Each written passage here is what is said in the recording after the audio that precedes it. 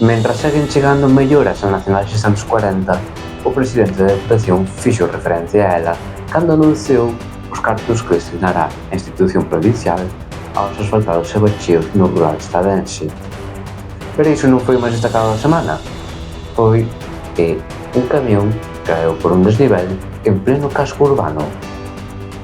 Comezamos.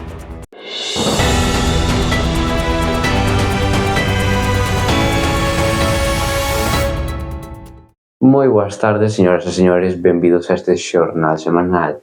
Tal e como acaban de escoitar, o máis importante esta semana foi que un camión que estaba estacionado na rúa 14 comezou a circular só, sen conductor, e rematou derrubando un muro e caendo pola desnivel da finca do muro que derrubou. A sorte foi que non seguiu de frente, porque senón atoparíase con a avenida de Santiago que soporta moito tráfico.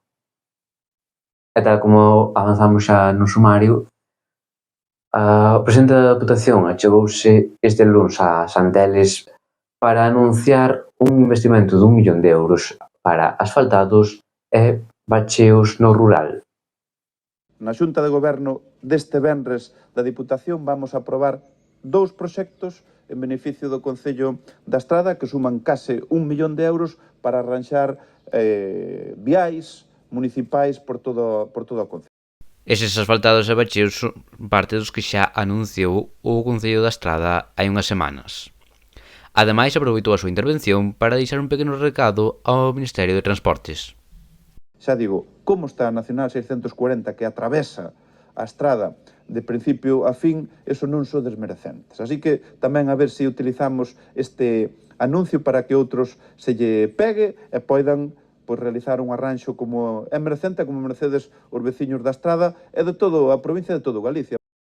Tamén esta semana oficializouse a cesión de terreos por parte do Concello da Estrada á Xunta de Galicia para a construción de vivenda pública. En total serán máis dunha vintena as vivendas que se construirán. Unha vintena para máis de 80 familias que a solicitan. Tamén se anunciou esta semana que o contedor marrón vaise instalar en 2 fases a partir do verán.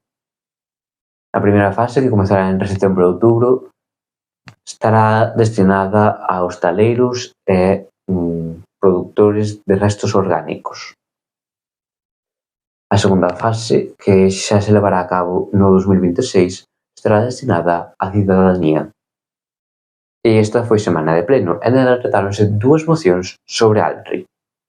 Unha moción conxunta da oposición, que foi rexeitada polo PP, polo que non saiu adiante, e representada polo propio Partido Popular, e que sí que saiu adiante só cos seus votos. E que pide a moción popular?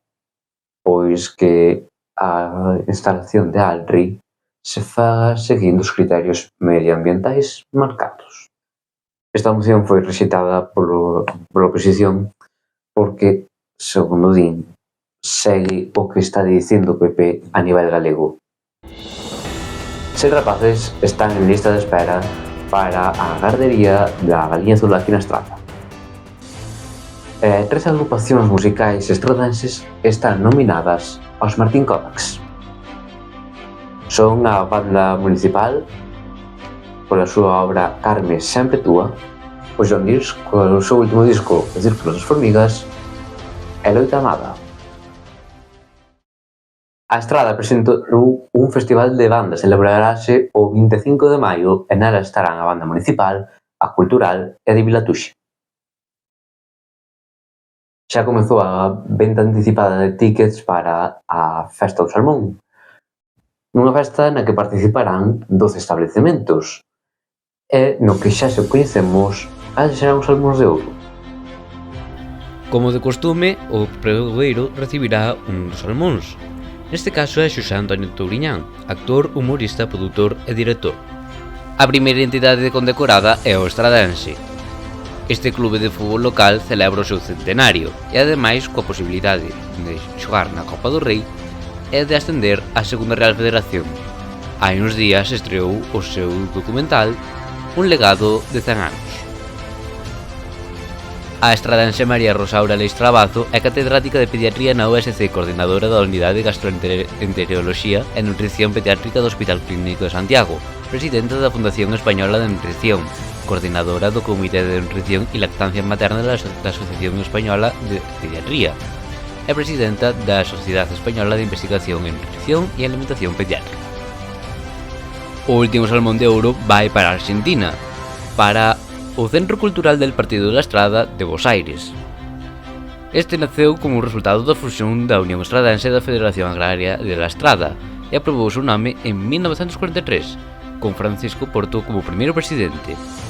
Durante anos publicou a revista cultural El Estradense e en 1983 recibiu a visita da Banda Municipal de Música.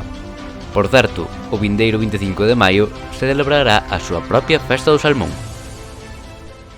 En canto á programación da fin de semana das Letras Galegas e da Festa do Salmón, tamén cabe de destacar que TXT celebrará un concerto xunto cun grupo de Don Benito en Extremadura e que se poderá asistir a unha das mellores exposicións de Galicia de bonsais, organizada por Bonsais A Estrada. Un porquiño polo San Martiño foi premiado co Premio Alberte Quiñoi. En deportes estamos pendentes dos resultados de fútbol porque co partido que xogou esta mañá o Estradense puidose chegar a clasificar para a Copa do Rei e co que está xogando o Sporting Estrada no momento no que publicamos este vídeo pode ascender de forma directa a primeira regional. E este xornal semanal ímolo rematar falando dun establecemento que se amplía e que está de moda entre a xuventude estradense. Falamos do Ancar Doner Kebab, un establecemento que vai abrir un novo local na antiga cafetería Nichols, sendo o segundo local que terá en a Estrada. Non é o único kebab que vai haber no concello, pois tamén está previsto que abra outro na antiga cafetería O Paseo. Nós poñemos así punto final a este xornal semanal e a semana que ven non nos vemos domingo, verémonos o luns 19 cun especial sobre a Festa do Salmón. Graciñas por estar aí, veunos.